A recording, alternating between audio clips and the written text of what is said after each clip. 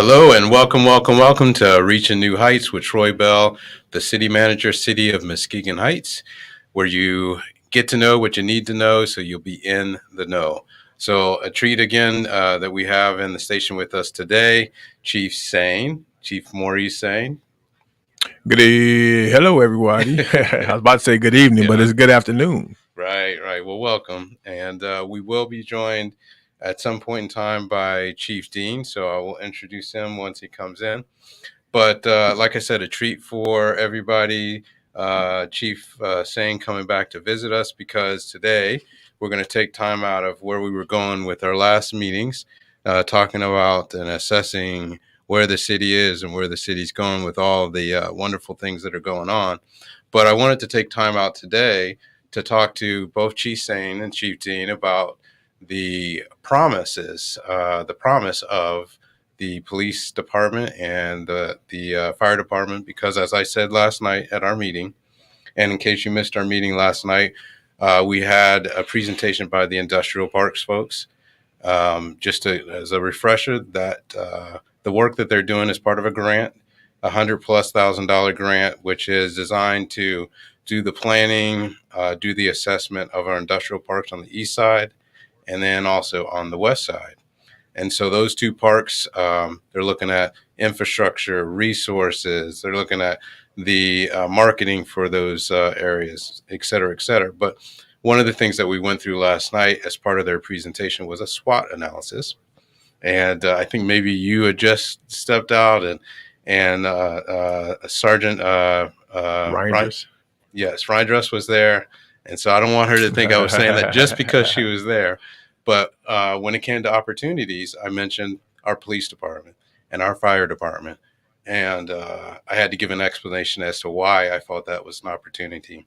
And what I said in response to that question was, we're getting ready to send 6 new people, if I'm not mistaken, to the academy. They're in the academy. Excellent.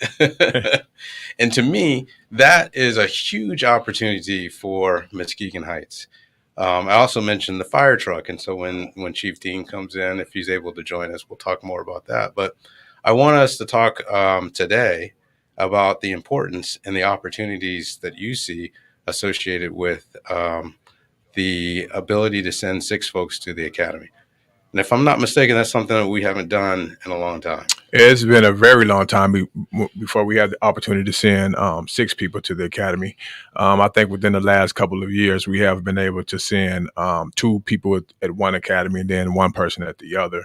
Mm-hmm. But to have 6 cadets in the academy right now is outstanding. That's excellent.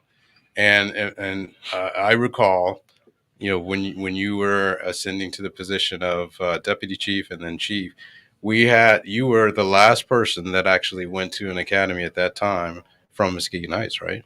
Yes, and that was back in 1999. So I've been in the chief position a little bit over 2 years now. So within those 2 years, we have sent a couple people to the academy, which is the goal. We're trying to go out and heavily recruit people from the community to come back and work in the community, and that's been a challenge. But we've been able and fortunate enough to get 6 great candidates, men and women, from the community that's looking forward to coming back and working for the greatest police department in the country. That's right.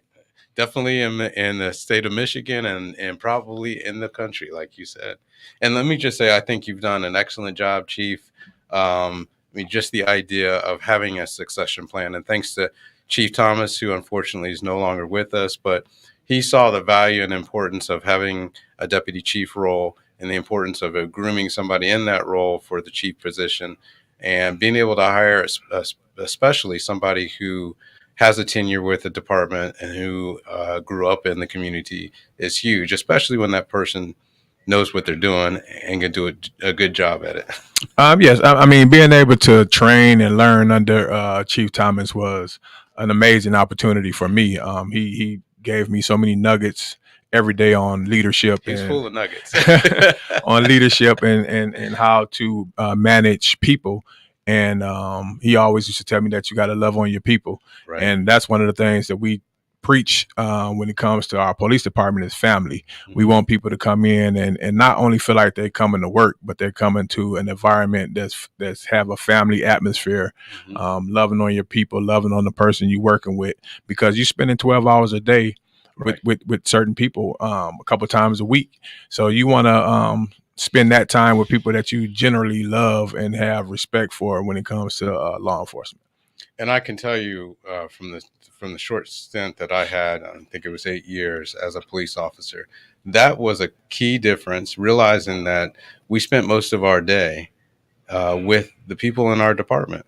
And we actually spent more time with them in some cases than we did with our own families. And so to be able to come to work in an environment that was family oriented, an environment where you look forward to the people that you're working with, that you enjoyed working with them, I mean, to me, that made all the difference.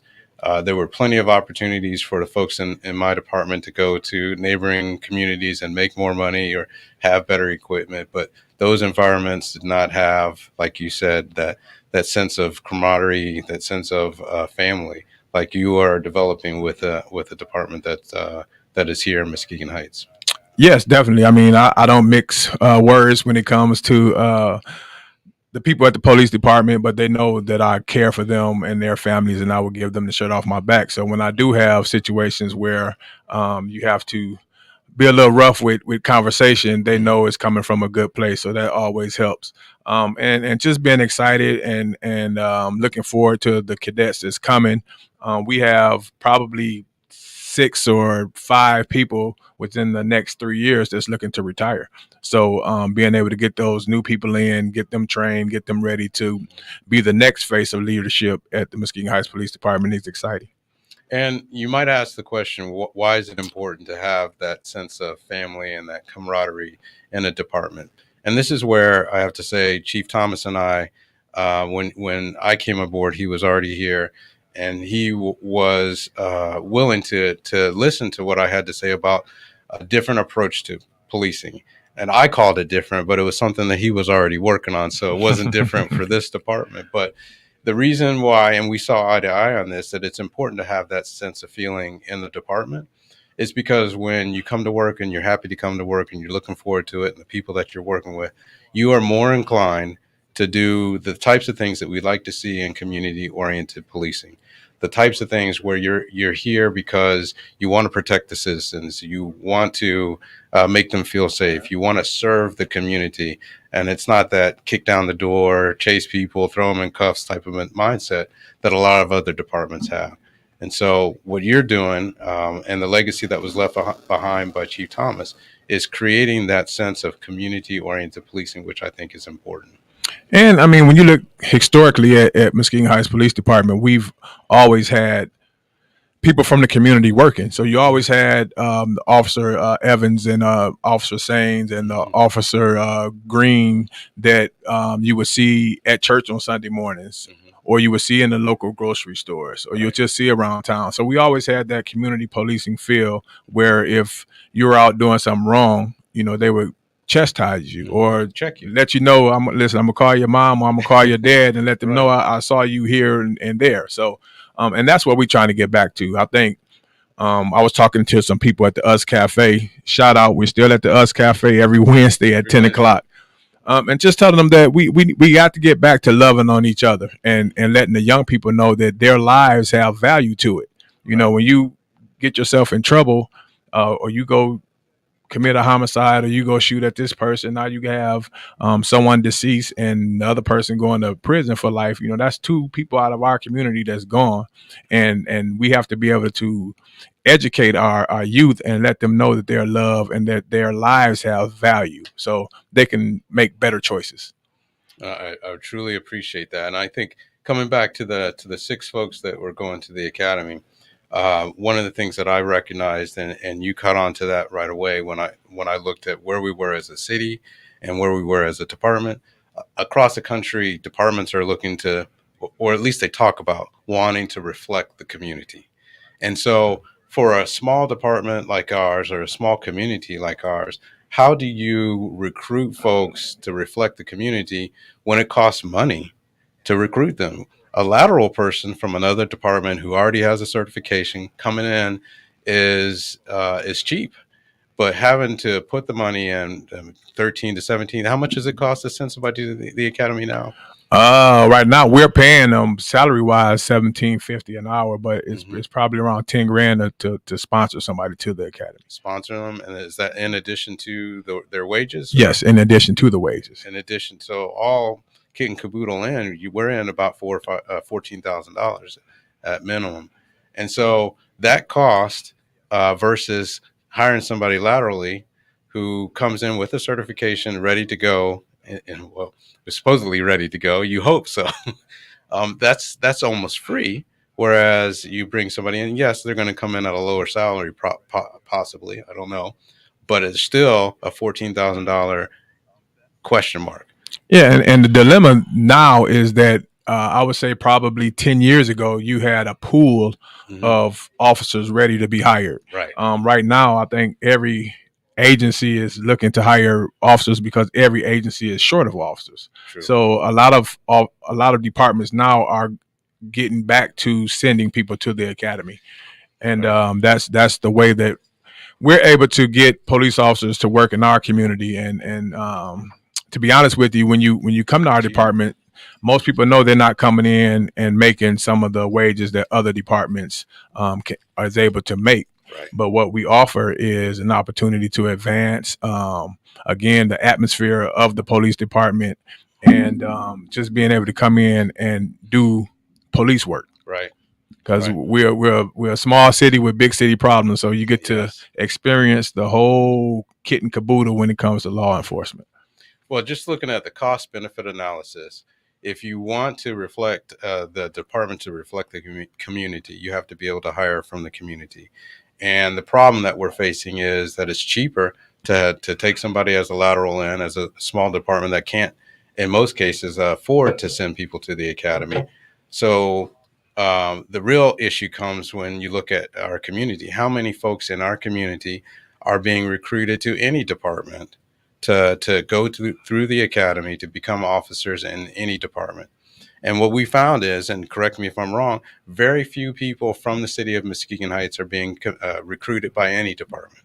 And so as we look to send folks to the academy, and fortunately, because of the position that you've taken, Chief, and myself and the mayor and the council, that if we truly want to put our money where our mouth is in terms of wanting the community to reflect the department and vice versa, we have to be able to send people to the academy, and that costs money. It costs money, and the other piece of that is that you have, again, historically, we've brung in a lot of people and sent a lot of people to the academy, hired a lot of people, and they come in and get the training that our city has to offer. Now, prior to coming, you wasn't as attractive to other departments, but you come work for Muskegon Heights Police Department for a year or two. Now you're more attractive to other departments, and then they'll leave and go because you have the certification. Because you have the certification, you have the experience, and now you can move on. Right. So I have to give a shout out to the officers that decides to stick and stay. They are here because they love the community, and a lot of times it's not the ones that look like us. Right. You know, I have a lot of, our department is probably one of the most diverse departments in the state. So the ones that's here working for our department are ones that care about our community, and they do great work. They do great work, and I'm proud for them being there. And that's key. Finding people who care about the community, that care about the city, and that's really what we're looking for. And part of what we've been able to accomplish with the Reserve Officer Program, this idea that if we send folks to the academy, that they're willing to, even if there isn't a spot full time for them, that they're willing to work and volunteer in exchange for a minimal salary, fill in as a part-time. But that commitment is a 3-year commitment? 3-year commitment, right. Yes. That whole program was unique, and I think it benefited the city when we were in a situation where we couldn't hire some people. Right. Just being able to send them to the academy, because a lot of times you have to be sponsored by a police department or you have to have a degree already. Right. So being able to sponsor people to the academy even when we didn't have full-time positions available. I think was a unique situation for us to be in. But a lot of times before they got out the academy, we were able to offer full-time positions, so it worked out for us. And quite frankly, that's what happened with me. I went through as a part-time officer, reserve officer. Was not slotted in a full-time slot until after the academy, and then the department got a chance to know me. I went through the FTO process. I got a chance to know them, and when a full-time slot came available, then I was ready to move into that. And so it's not the idea of the reserve officer program is not an idea that I came up with. It's the way that I came into the community, and I thought it would be something good to bring to Muskegon Heights, especially considering the financial obligations associated with either sending somebody to the academy or having folks lateral in and not being able to retain people if they get trained up and want to leave. This is a way for us to be able to address that. And also, I think with our internship program, Yes. we've had people come in and work the front desk as a intern, and those individuals have went on to become police officers. I think our subpoena officers that we've hired within the last couple of years, we have to keep hiring them because they come in, they like the department, they learn some of the things we're doing, and then they go to the academy and come back and work for us as officers. So it's been 2 or 3 different positions that's been created in the last 3 years. A lot of it from foresight by Mr. Bell, which is great. That has allowed us to recruit and get people from the community in as police officers. So kudos to you. Well, I appreciate that. And like I said, it's a legacy of having been an officer myself and understanding the dynamics of the recruiting process and the hiring process. So I appreciate you taking note of that, but it's nothing that I created or anything new. It's just following through on stuff that's worked in other places. But getting back to, and I do want to welcome Chief Dean for joining us here. Fashionably late. But getting back to the 6 folks that are in the academy now, I think it's important when we talk about opportunities. Our department as a whole is an opportunity because the direction that you're leading the department in is a direction that I believe is going to reduce crime rates. It's going to change the perceptions. It's going to provide. I think the people in Muskegon Heights already know that you have a heart for the community, that the department has a heart for the community. But I think it's important for us to be able to get that word to people outside the community that may not already know that. Definitely. I mean, we are a department of service. So we really stressing the point on serving the community, no matter the gender, race, creed, color, financial status. We're here to serve the community. So we want to make sure that when you call the police, you're getting great service. And we want to be able to have you leave knowing that you had a good experience with police officers. That's one of the reasons why we wanted to implement the how to respond when pulled over by police last summer. Great program. Because we want to be able to build those relationships. We want to be able to have interactions with community citizens and let them know that we're here to serve them. And whichever way we can do that, however we can do it with the Us Cafe meetings, with the Hideout meetings, with different things we do throughout the year, we just want to be able to love on the people. So how much are we bringing in, or how much of the cost of the 6 folks that are in the academy is being covered by grant funds? All of the funding, far as the cost of the academy, is being funded through MCOs. Right now, MCOs have a grant out to help police departments reestablish the bodies that's been lost over the years with retirement and people just getting out of the profession with the media backlash that we've gotten over the years. So that's huge for us. It's not costing the city money to send them to the academy right now outside of the salary. So we're able to send 6. I'm still getting calls about people wanting to go to the academy. So we're going to, after we get these 6 out, try to get more in. That's excellent. And that effectively neutralizes that issue, that cost-benefit analysis that I was talking about having people lateral in for no cost versus the cost of sending folks to the academy. So the MCOL sponsorship that you worked hard to pull together, that is a result of the position that the mayor has taken and myself and council, and talking to people like Senator Bumstead, and saying, "Hey, this is a big deal for us." You look at diversity, equity, inclusion. We're looking at how we can bring people who have a heart for the community, and that cannot happen if we can't afford to send people to the academy. And so now we have the funding to be able to do that. So that's awesome. Yes. Yeah, excellent. And when we look at the folks that are in the academy, there's still a question mark because they go through all the training, and assuming that they succeed and get to the end, they still have to pass the exam, right? Yes, they have to get through the police academy part, and then they have to pass the MCOS testing and to get certified. So I think we have a great group of kids. Well, not kids, but young adults, and I'm excited for them to experience the academy and get through it and get out here on the streets. Excellent. And if I remember, well, I know in Florida, I went through, and you're going to get the buzz that you're getting already from sending those 6. The next one is probably going to be a larger group of people that are going to be interested. But my class was 44.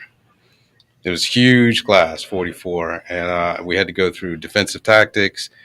We had to go through law. We had to go through social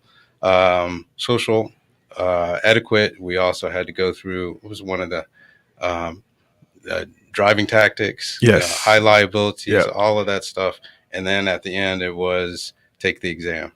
Man, I remember going through the academy. I remember having a great time. Yes. To me, it felt like going to class, then afterwards going to basketball practice. Right. You had your PT stuff you had to take care of, and you had your schoolwork stuff you had to take Right. care of. So, I mean, it was a good time being 23 years old. Right. It's amazing how time flies. I remember being the youngest person at the police department to now being one of the oldest people at the police department, and it just seemed like it was yesterday. One of the. We had a guy in my class that turned 18 the day before the exam, so he was qualified because he was 18 at the time that he took the exam. And on the other end, we had a guy that was 63 years old. Wow. Yes, Willie Taylor, Never 63. too old. No, he made it. And on the runs that we did, he was right there in the back. So I don't think you could be 63 years old and come here. You show up at Shells and Chicken Coop and being 63, then people gonna give you a run for your money. I remember what was the Buchler. He was 35s, 36s. Oh, he might have been in his 40s. He might have been in his 40s. Early 50s. Yeah, it could have been. Yeah, I remember old Buchler. 50s. Yeah, he was because he retired from being a principal. So he was. I would say that Willie hung in there, and he was one of the best officers once he got out. He got on with the department, but he hung in there. He was a good guy. I forgot about the gun range too. That was another area that was everybody was sweating it out. Yes. That was hard. But one of the things that I want to note is after our academy was 8.5 months. So it was after 8.5 months with spending time with 44 people, you got to know them very well, very well. Some good, some bad, but very well. Yes. Yes. So, well, that's awesome. And I think that is the opportunity. And I mentioned the opportunity of that was the opportunity for the police department with regard to our community. But also I mentioned that with regard to the fire department. We have the same grant, police and fire, to be able to recruit and hire. Yes. But even on top of that, you want to share about the new truck that? Yes, it's in this moment right now. I believe it's getting the lettering finished, and it will be ready for us by the end of the week, is my understanding. So, really exciting news. We've done really well with the apparatus fire trucks that we've had, and they've aged, and we've taken very good care of them. You wouldn't know that 2 of the trucks are 24 years old. I was going to say, how old are they? And the newest truck is now 11 years old, and how were those trucks funded? 2 that were 24. I know you've been with the department a long time. 27 years here in about 2 months. Wow. All right. But yeah, all of the large fire trucks that we have been funded through grants.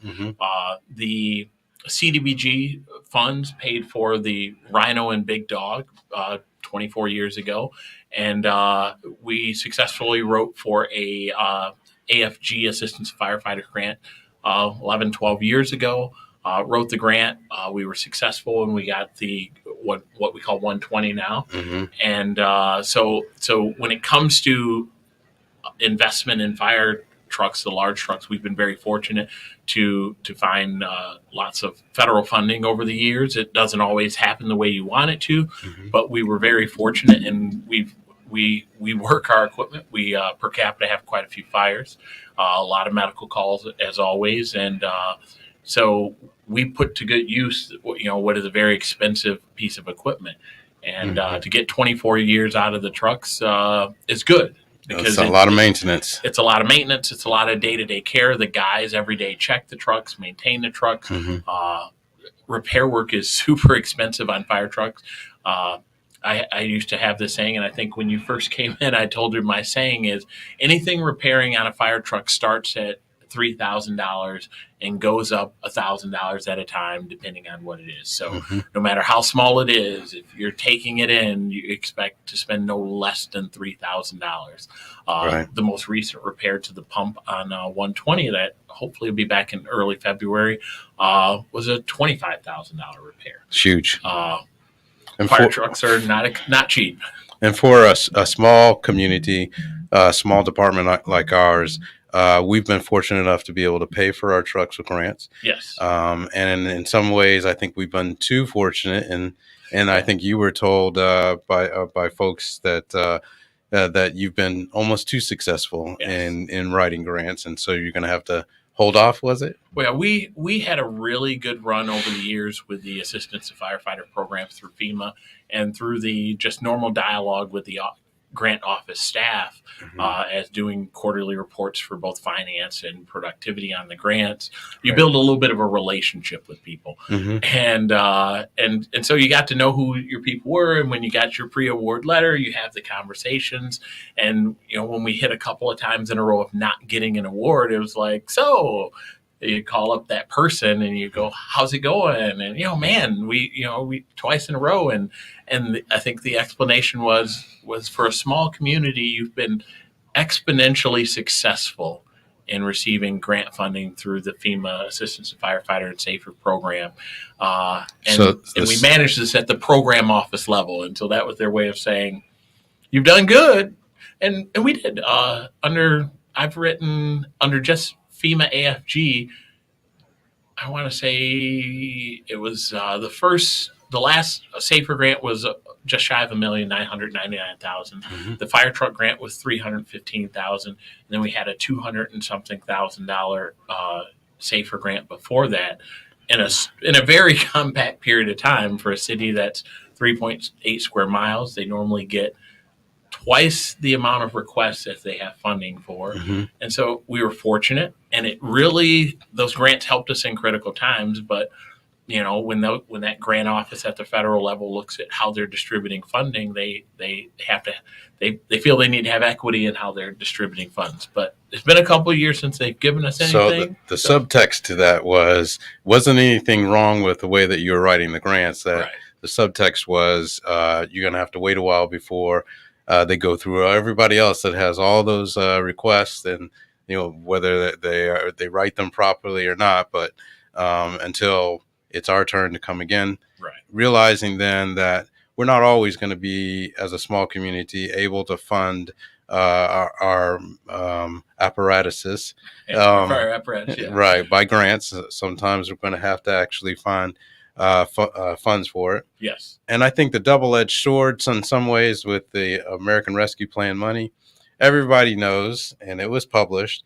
that the city had American Rescue Plan funds coming. And so the expectation becomes, well, you want something for free, why don't you use the American Rescue Plan funds? Yes. I've actually heard that on a couple times. I was talking to some people who were potential donors on some items, and they brought up the American Rescue Plan dollars as a roadblock to them of why we're not spending that first before coming to them as a donor. Well, I think it's important to note, and this is an area that affects the police department as well as the fire department, and it's a soft cost because when we look at the quality of our roads, and we all know that, and we're all African American men sitting here, which is a wonderful thing to be able to say because that doesn't often happen. In my career, it's very seldom, very rare. But our roads need work. Yes. Yes. Yes. Yes. Yes. We all agree on that. We can agree on that. Potholes, problems, cracks, the whole 9 yards. And so every hour of that you drive on these roads, every mile that you put on these vehicles is equal to 10 times what a department might spend on a road that's nicely paved. So police vehicles, that's 10 times more wear and tear that you're putting on your vehicles when you go to a call. Same thing with the fire department, right? And oftentimes you hear and I'm sure Chief Sains heard the criticism. Well, why don't they, when you break a tie rod or something, why don't they avoid the potholes? Well, when you're running emergency to something that's critical, life, death, safety, you're focusing up the road further than just your normal because of the fact that you don't want to have an issue because you are running emergency. Right. And so that pothole right in front of your car is hard to steer around. And, although I stay on my team about trying to avoid them, and they do creative things like they say, hey, this road is a better road. We're going to respond down this road. It may be a little bit out of the way, but it's harder for the emergency response world to avoid those. Especially at night. And especially at night, rain, the conditions. It's hard on our teams to try and do all the critical functions and be alert. And there's a pothole coming up right there. That's difficult. Right. Especially when you're thinking about what I'm going to do when I get to the scene. Yes. And being focused and ready for an urgent situation, crisis situation, having to think about the roads at the same time is a challenge. And I want you, let me just interject before you speak. When I talk about soft costs, that's what I'm talking about. We can pave the roads, but in doing the cost analysis of that, we don't take into effect how much when we pave a road, how much that saves us in the police department and in the fire department. It's hard to put a number on exactly how much we're saving every time we put money and invest money into paving roads. But that's something that we as a community have to understand and realize that paving the roads is a priority, but it also has the ancillary benefits of saving the wear and tear on police vehicles and fire vehicles. I'm sorry, go ahead. I was actually changing the subject a little bit. I know we were talking about new hires and getting people to the academy. Right. I know Chief Dean was fortunate enough to have 4 or 5 people hired recently. How did that impact the morale of your department? Oh, it was huge. When it comes to working long hours and with few people, it becomes very frustrating, challenging. Everyone has a family life, and it's hard. And when the guys have those additional people there to carry the load, it brings everyone's spirits up, and it also, those spirits that get brought up by the staffing impact how they unintentionally respond to the citizens. When you're worn out and you're tired, you may not act inappropriately, but it shows. It shows. That extra. And so people may think, oh, they're in a bad mood. No, they're not in a bad mood. They're just tired. They ran all night. And and this is the 5th call in the middle of the night, and it's only 2 of them, and the next guy working overtime the next day because they're short. Those are the things that, get missed by the public, that, it's not that this guy's having a bad day because he's not talkative. He's just tired. Right. Yeah, one thing that I remember when I was working the road, you always have the grind of the job, and it's everyday grind. So over the years, it wears you down. And then when you get that young person coming in, he's eager to go out and do traffic stops.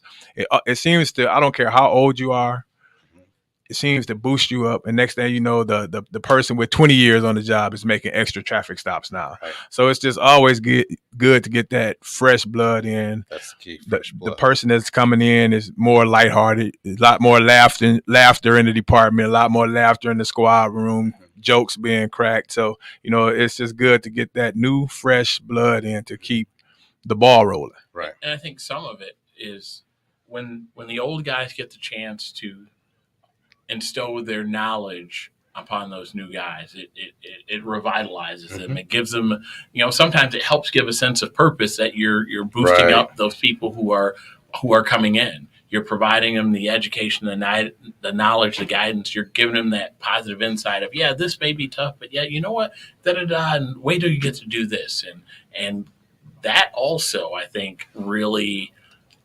matters. It keeps them fresh while they are freshening the ones that are coming in the door. Yes. So here's a question that I have for you. So how much do you see the impact on recruitment and retention, the idea, the possibility of having new equipment? Oh, it's we've had a couple people recently leave to higher paying jobs. And one of the things that was mentioned was staffing and equipment. And recently one person who did leave, he said, where I'm going, the oldest fire truck is 4 years old in the fleet. Wow. And so that matters, to have, a good vehicle to respond in, to know that, what you're leaving in is in good repair. It's up to date. You're going to be able to perform the task effectively. And we have been making small investments throughout the year, but this big investment of a fire truck is super critical, and it will also help boost morale within the department of having these needed critical assets. We can keep the trucks looking shiny, but the mechanics of it is what the citizens don't see, of how much money goes into repair and maintenance. That also, in those first 5 years of a new truck, you save so much in maintenance costs that you reduce your costs. It's astonishing. I believe the first time I said to you, yeah, it's going to be $100,000 in maintenance next year. And you go, well, you only spent $60 last year. And I go, well, yeah, every year that you don't replace a fire truck, it will cost you $20,000 more, if not more than that. Another piece that, Chief Thomas would always tell me is that we're hiring millennials. So he used to always talk about equipment and training. The two things that they want is new equipment and training. So that's these kids now are born with cell phones in their hands. So you have 2-year-old nephews that can take your phone and whiz through it, and so. And you make a point, because when we talk about equipment, we recently purchased the Lucas device, which is a CPR assist device for the firefighters. And you think CPR, everyone thought CPR was easy until they saw it at the football game on television. And then they're like, wow, that's aggressive. Ooh, man, ow. When really that's what CPR is, really. Effective CPR. And sometimes you end up breaking some ribs, and but saving somebody's life is more important. And that device, the new guys and the old guys, very excited about that device. And I'm happy and unhappy to say, happy because we had the device that helped provide the care, unhappy that we had to do the care, that we have used that new Lucas CPR device 5 times already since we acquired it. Yeah. But on a similar note, one of Chief Sane's officers, David Anderson, we received a emergency call of someone not breathing. He was close to the area, responded to the call, and instead of, easily, because he may have first aid and CPR, but he's not a medical responder. Instead of easily standing back and going, the fire department be here, he began CPR on this patient and helped us get pulses back in this patient. The patient was then transported to the hospital. That's huge. With pulses. And so I made a Facebook post about Chief Sane himself this weekend, about his actions to go in and clear out the first floor of a home.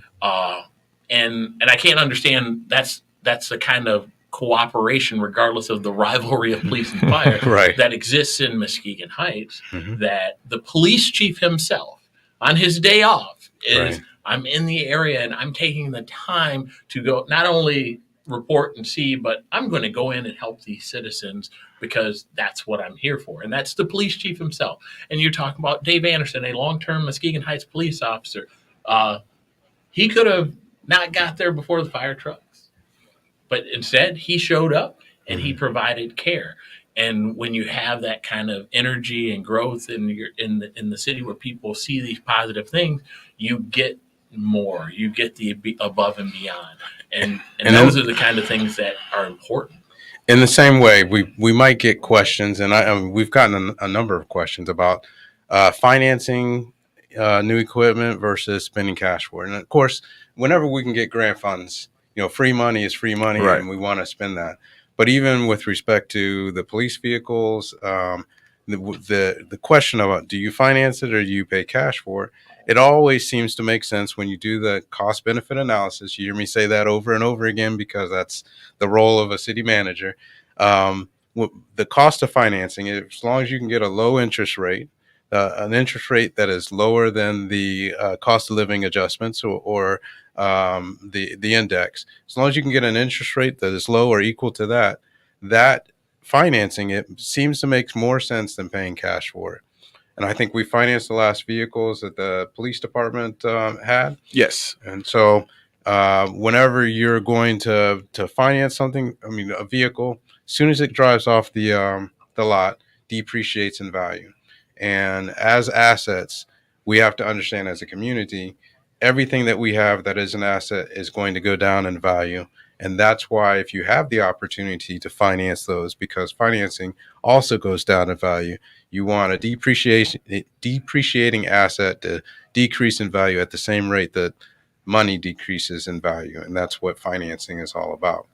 And so if you hear questions about it, I'm sure you have, and I've gotten questions about it, anytime that we have the opportunity to finance, that's why we move in that direction to finance. If we get free money, which is grant money, of course, we're going to use that. But if we don't, and we have to pay it out of the pocket, then it makes more sense to use somebody else's money through financing because of the depreciation factor.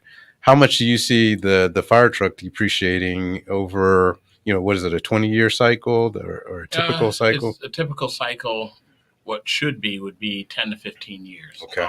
When you look at that, what's a typical cycle? It's based upon the ISO, the Insurance Service Office. Mm-hmm. They come in and score every 3 years your fire department's rating. Right. And they make an evaluation of the services that impacts how much people pay for homeowners insurance mm-hmm. and business insurance, based a large portion on fire department capabilities. Mm-hmm. And so that 15-year maximum is where the Insurance Service Office says, hey, your value of the truck now depreciates your value of your fire department. Mm-hmm. And so generally speaking, 10 to 15 years is the kind of the benchmark. We've been very fortunate to extend the life longer than that. To extend the life longer, yes. Right.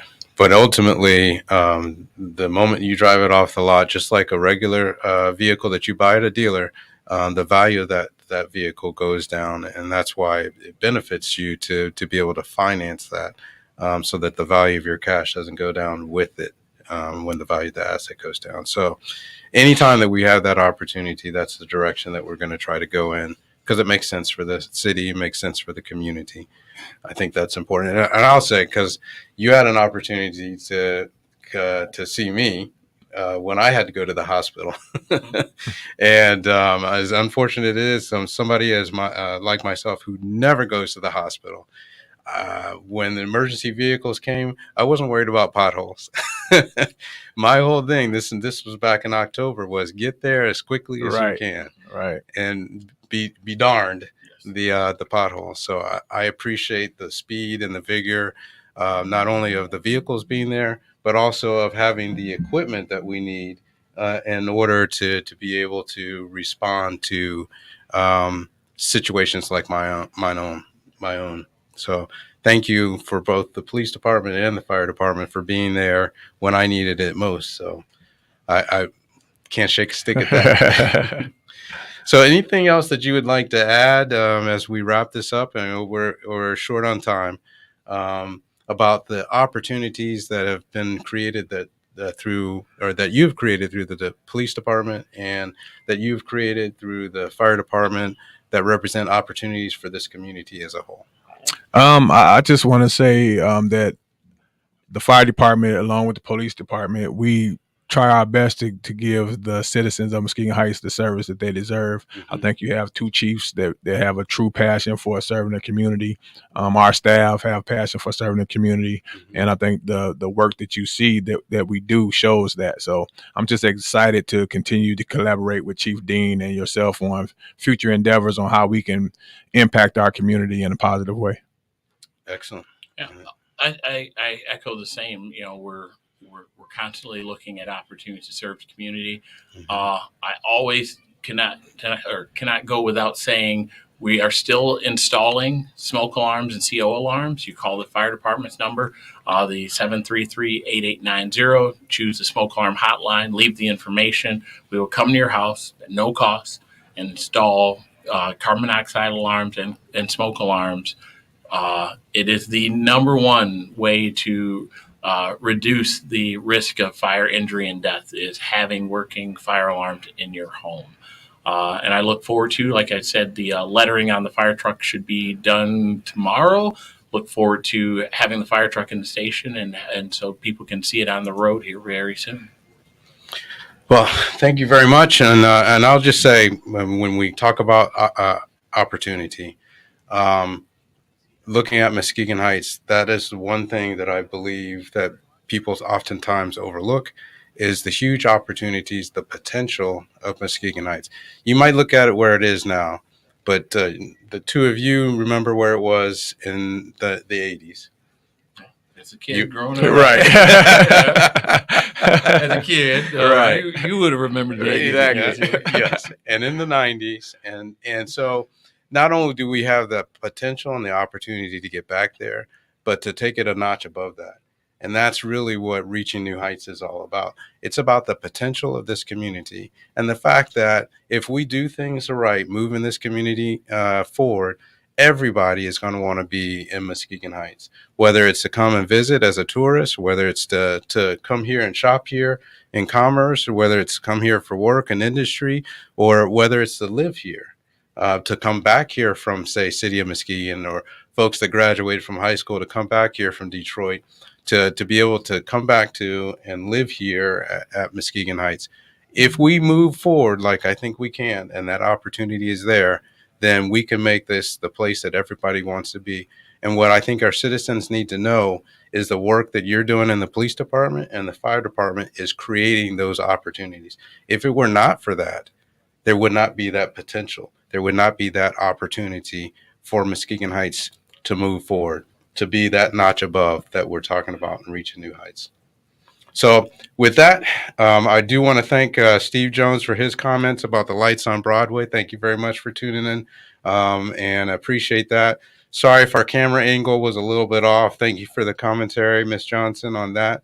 So hopefully, even if you couldn't see everybody, you were able to hear us. So thanks for tuning in. I appreciate the mayor and the council for the opportunity to serve as the city manager on Reaching New Heights, where you get to know what you need to know so you'll be in the know.